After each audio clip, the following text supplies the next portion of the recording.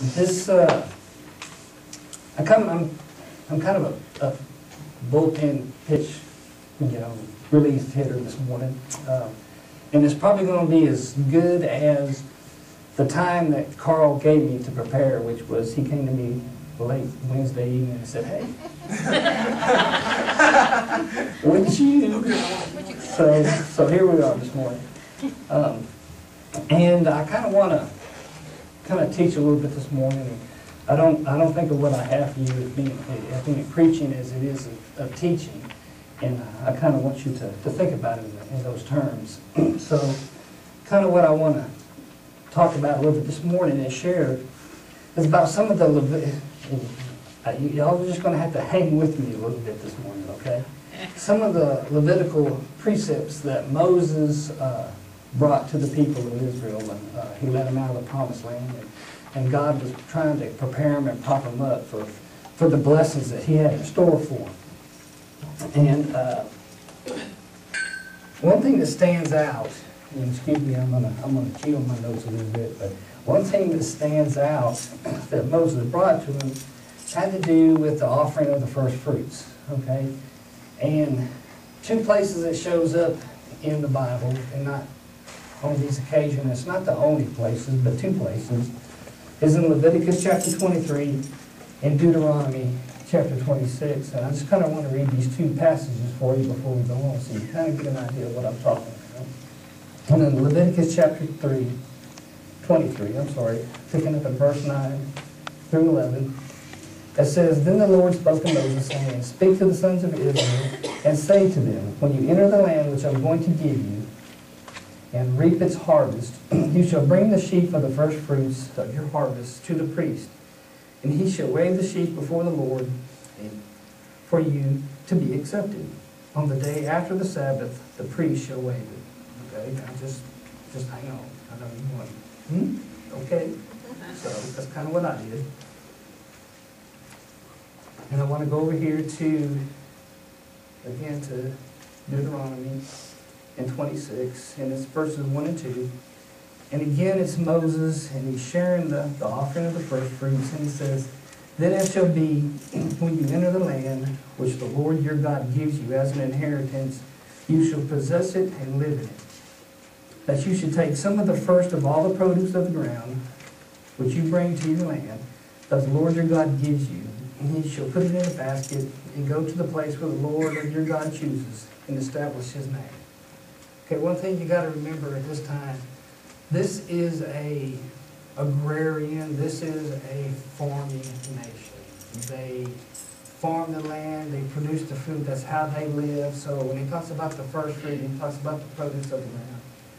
That's their livelihood, that's what makes them live, that's how they eat, that's how they get along. So just kind of keep that in mind when you look at this. Okay. Why did God give this law, these things about the offering and the sacrifice to the Hebrew people? I'm not expecting anyone to answer, okay, so let me relax. Yeah, you say, okay, the sin atonement, offering for forgiveness, blah, blah, blah, so on and so forth. Yeah, there's some truth to that, okay. You may be thinking, okay, but we're Christians now and the New Testament coming. And we don't have to obey the Levitical law, and it doesn't apply to us anymore. And yeah, there's some truth to that too. Okay, but what I think is these basic principles and lessons that God was trying to get across still apply to us today. It's there. And I think the thing that God, just me talking, okay? I'm just going to speak for myself. And y'all can throw some of that first fruit produce at me when we get finished. But this is just me talking to you this morning. You have to understand that all that we have, all that we are, is of God. Okay? It's all he really wants is for our love to be genuine, above all, and be the first and best of our hearts for him, just like he has for us. Okay? I hope that makes sense to you. That's just the best way I can wrap it around my little mind and get what I see. Okay. Now, it's this basic principle right here is why God accepted Abel's offering and rejected Cain's. Because Abel's sacrifice, his offering, came from the heart, and Cain's didn't. You have to remember that. When we kind of move over into Romans chapter 12, I'm shifting gears on. I want to read this to you. And this is how it kind of hooks in with what God was trying to teach the Hebrews whenever he set up all these laws and precepts of offerings and everything. He says, in Romans chapter 12 and verse 1, he says, "Therefore I urge you, brethren," I'll get to the rest of it in just a minute. This is coming out of the New American Standard Bible. But if you look at the King James Version, it says, "I beseech you." Okay? And beseech means that I beg or implore with encouragement. That he encourages the people he's talking with a sense of urgency. You can't get any more heartfelt when he's talking to the people other than this letter to Rome. Okay? It says, I'll go back here. It says, "Therefore I urge you, or I beseech you, brethren, by the mercies of God, to present your bodies, or present yourselves, a living and holy sacrifice, acceptable to God, which is your spiritual service of worship." He's asking for you to offer the first fruit that you have. What's the first fruit that you have whenever you are given your life here on earth? It's your own self. That's the first fruit. That's the best that you can offer him. And that's what he's talking about. He's talking about that being the first fruit offering to God. And I just want to kind of share this with you because, believe it or not, I think this idea is kind of what Carl has been trying to teach us the last few weeks. If you kind of look at the thing with the power lines up here and everything, and he's probably doing a whole lot better a job being more subtle and tactful about it or whatever when he puts it out there than when I try to speak it to you, because I'm here I am and I just present the facts, man. This is kind of how I am. But I think that's what he's trying to get across to us. He's trying to get us to realize that we need to be presenting ourselves with this thought and this idea.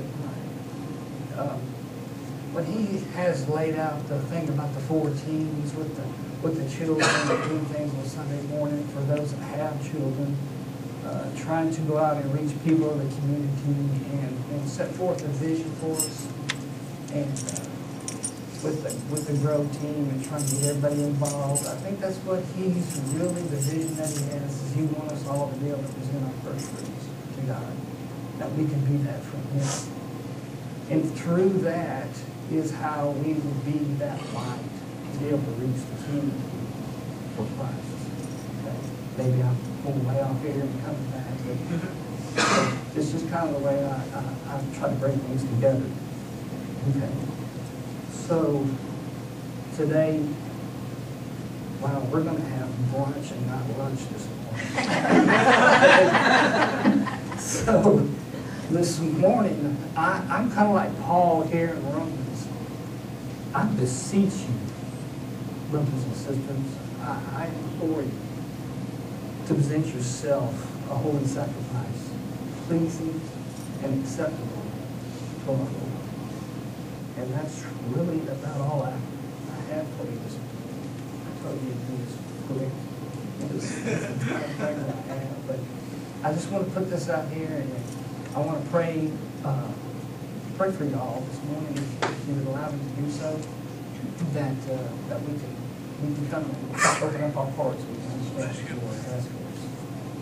Heavenly Father, I come to you just to say thank you, and that we love you, Lord, and that I ask you to help us to understand what we're to be about is to be about your Father, about our Father's business, Heavenly Father. That we can do what you ask us to do, Lord. And do it not being grumpy or begrudging, Lord, but we do it to be holy and pleasing to you. Thank you, Father. I pray for all those who are out traveling this week, Lord, that are visiting family and enjoying family, Heavenly Father. That you just be with them and protect them as they travel, Lord, and bring everyone home safely, Heavenly Father. And I just again give all these things up to you. I pray these things in the mighty